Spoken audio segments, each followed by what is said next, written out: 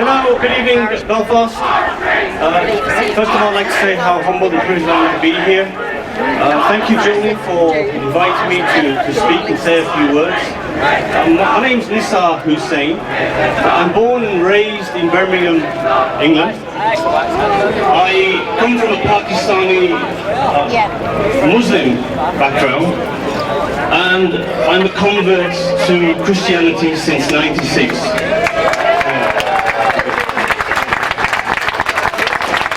I think it's very important that I stress, actually, at this moment in time, for some years now, I consider myself and my family. I have 6 children, 4 of whom are very precious daughters.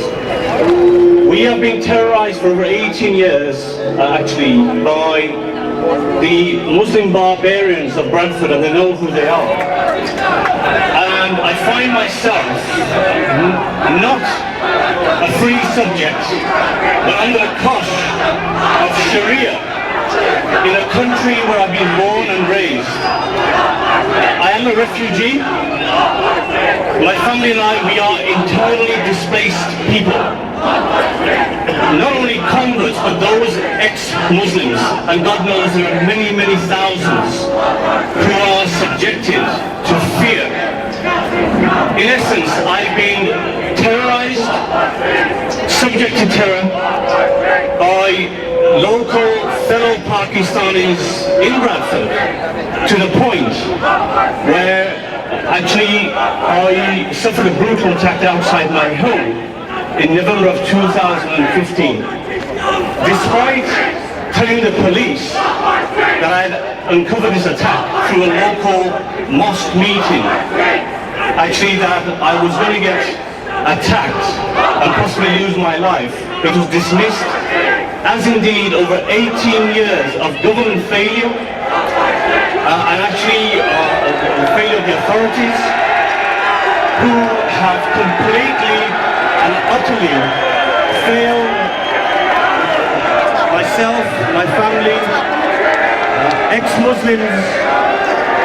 There is a total denial of this kind of conduct by the so-called Pakistani Muslim community. Now, of course, I'm not labeling all of them as terrorists. However, the convert cause is very unique because under Sharia, their prophet of Islam decreed that off with our heads. And so there is a denial, a failure by the government. And now I find myself actually in hiding, just an ordinary family bloke, a working guy, assigned in hiding actually. So, Mrs. May, now that you've had your Ramadan fill of going to various mosques and appeasing my fellow Pakistani Muslims, actually, and celebrating their Ramadan, you might want to address the real situation, and that is the apostasy tag that I find myself and others like me, and I don't stand in my strength, I stand in the strength of those who are suffering and are literally are being chased and hounded out of our homes.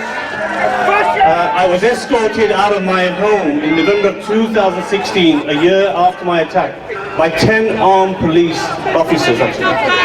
They have consistently denied and they have played down the whole situation when it comes to apostasy, whereby converts and ex-Muslims, those of us who leave Islam. And just to give you a very quick example, just fairly recently, my home hasn't sold for 18 months since we were forced out of our home. We are in hiding. I am under the protection of the police in a different part of the country. Could I ever have imagined it would ever come to this? Could I have envisaged this? No, never. And this is what is, well, UK, I really hope and pray that Ireland, this beautiful country, doesn't end up the same way. But radical militant Islam is very much alive, it's kicking, and it is coming after us with a vengeance. We don't have freedom, we don't have democracy, and so I appeal now to Mrs May to actually raise this situation, understand it for what it is. She cannot keep on appeasing. It's all very well signing your billions of pounds worth of armaments, welcoming Mr. Bin Salman, and the Queen invited for tea. That's good and well. But now, actually, it's a case of you scratch our back and we scratch yours. This UK has sold its soul for money, and the UN, which is owned by Islam, and Mr. Bin Salman, who's at tea with the Queen, are now pushing for Sharia, or should I say blasphemy law. It's coming, and so you end up in 6 years in prison if you speak out against Islam.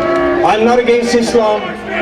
My mother, my family, my extended family, they're Muslim. I have every love and respect.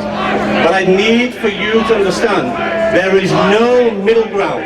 There is no acceptance for those of us who have the misfortune of being born into Islam, that we do not have this freedom to leave this draconian religion and go about our lawful business. So much could be said. You appreciate 18 years of misery, strife, persecution. It's very difficult for me to stand here and condense all these things in a matter of moments. You know, I could be here till midnight. But this is a reality. So once again, I would say, yes, Mrs. May, deal with this. Sajid Khan, is it Sajid? Javed, the Home Secretary. Actually, when he was a community secretary, and as I say, this new location, I insisted to my new MP that she affords me a meeting with him as a community secretary. This gentleman, Mr. Javed, the new Home Secretary, he fobbed me off and told me to go and seek help from victim support. It's all very wise, all very good, under the guise now of a Home Secretary to brush aside these issues.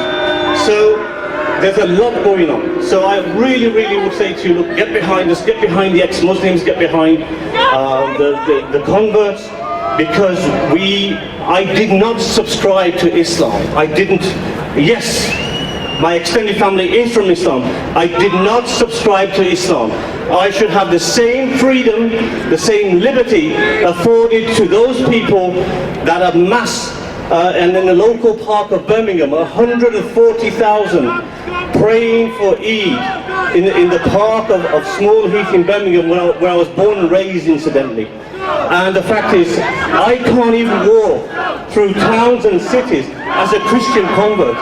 I've caused Islam no offense, apart from the fact that I have walked away from this religion. So thank you, actually, for hearing my words. All the best. God bless you. I love you all. Thank you.